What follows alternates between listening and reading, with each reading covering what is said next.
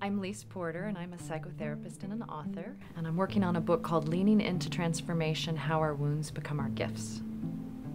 We tend to have more outward compassion for something that we can visibly see and put a Band-Aid on, as opposed to these deeper things.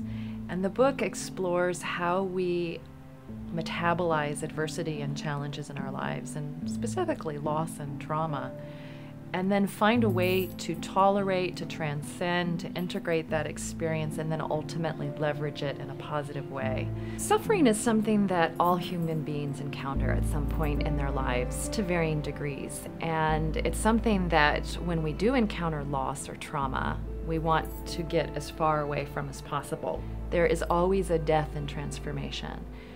When you think about nature, flower is a beautiful blossom, and then it withers and dies, and it falls to the ground. And we could mourn that, but in its place, the new bud arises. And yet the cost of not opening to love is almost like death, because I think love is what keeps us alive. It's the power that kind of resonates through the universe and in relationship.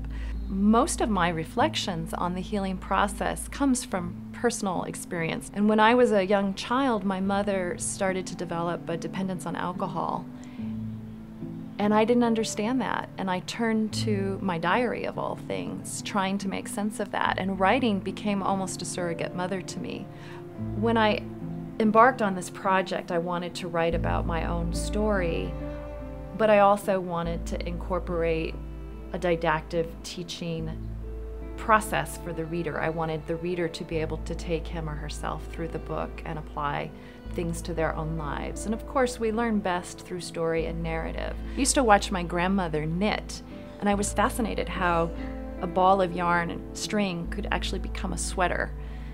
You know, and if you think we take these different pieces of our lives and find a way to create something, that's the one thing that humans can do that no other species can. And it's the part of us that bears the image of God.